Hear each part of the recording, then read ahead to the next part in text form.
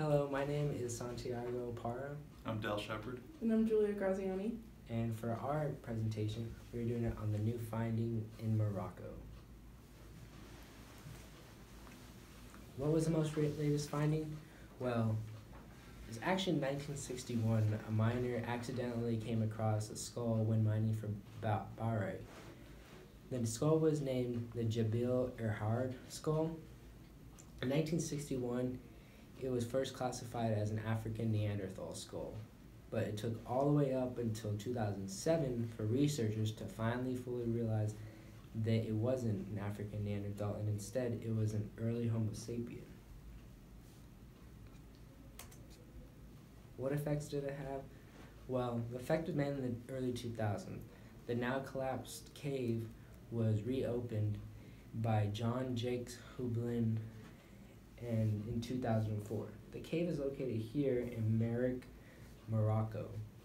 The reopening was fully funded and founded by the Max Planck Institute of Evolutionary Anthropology, which is an institute located in Leipzig, Germany. This is the cave actually where it all started. If you look here, there's some people right in the beginning of the cave. And the next bottom pictures, this is actually where the skull was found, in this little area over here.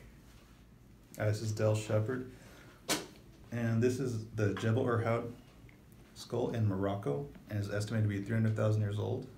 And this is unusual considering other finds of similar age are found elsewhere in Africa. As you can see, it's all the way over there in West Africa, where the rest are in either East Africa or South Africa. So, and how old is it? Well, it is the oldest find of Homo sapiens. The next oldest found had been dated to 190,000 years old, and that was located in Omo Kibish, Ethiopia, which is way over here. And you can see that's over 100,000 years gap. That's big. But with original dating, it determined the skull to be not only 160,000 years old, but also perhaps either African Neanderthal or Homo heidelbergensis. And with improved radiometric dating, its age was now determined to be roughly 286,000 years old, with a range of 254,000 to 318,000 years old. And the original date was determined to fit known ages of fauna like zebra, leopard, and antelope that was found in the same sediment as the skull. And this may have been either from just the dating techniques not being up to par, or just being contaminated by the fauna. But the archaeologist Daniel Richter used a technique called thermoluminescence to date when crystalline materials in the flint were heated by fire. And what remains were found? Well, there was burnt flint tools, suggesting that the people of Jebel Erhard used fire. So they not only hunted, but they also had fire for heat and potentially cooking meat. And they're also found hundreds of stone flakes and 2 cores. And with the new dates suggesting that these tools may be of Homo sapien origin, there are some researchers believing that Homo heidelbergensis had invented these tools. And the main find that was actually found in 1961 is a surprisingly complete fossil skull. And when the mine had collapsed in the 60s, and when it was reopened, they found partial skulls, jaws, teeth, and legs and arm bones from possibly more than 5 people. Okay, so why do scientists care? Scientists care because this fossil of a Homo sapien found in Jebel Erhard, Morocco, was dated around 300,000 years old, which is over 100,000 years older than what was formerly referred to as the oldest find of Homo sapien existence in Ethiopia.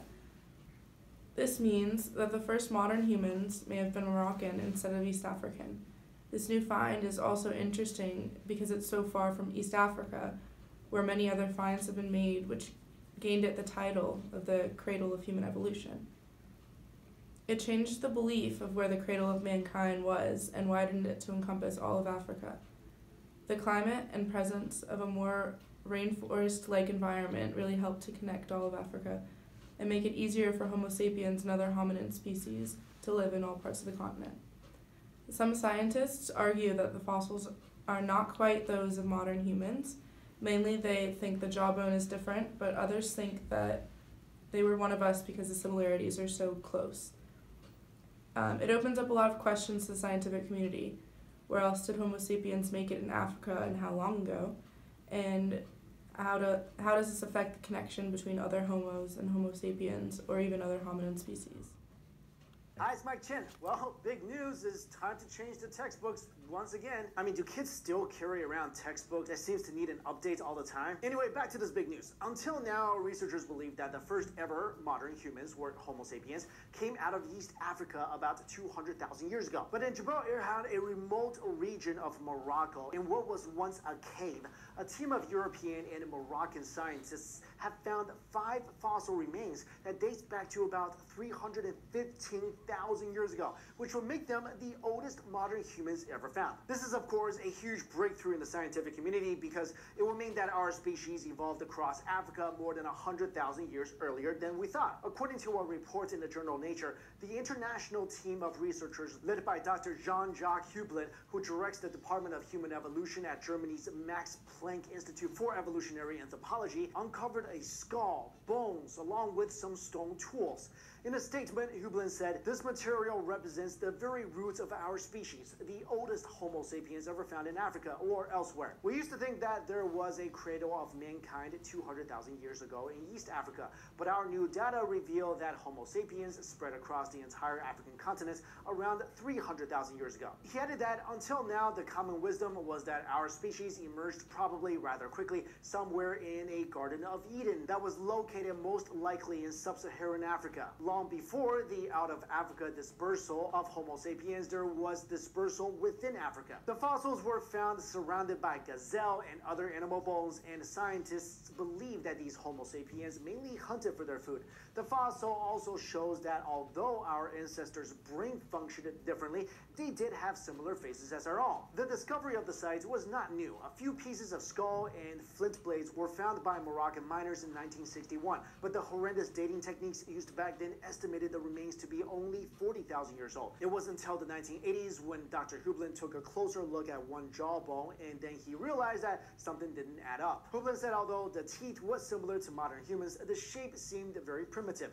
Thus, starting in 2004, Hublin and his team started to excavate the site once again and found more fossils, including 5 skull bones and burnt flint blades. Scientists used a method called thermoluminescence to estimate how long it has been since the blades were burned and estimated the blades to be around 300,000 years old. I love discoveries like this because it really does show how little we know about our history and even where we came from. I mean, literally for so long it was believed by almost everybody that, okay, 200,000 years, that's how long modern humans has been around. So now it could be 300,000 years, and who knows, if we make another discovery somewhere else, it could be 4,000, 500,000 years. And think about this, out of the 200 or 300,000 years we think modern humans have been around, recorded history is only the last 5,000 to 6,000 years. So there's really so much that we really have no clue of about our history. And even what we know of today is only because we found some clues somewhere that may have given us an indication of where we came from or what our ancestors were doing hundreds of thousands of years ago. But again, that's just because of what we found. Imagine all the things that we haven't found yet that could tell a completely different story. And that's our presentation. So if you have any comments, you can leave it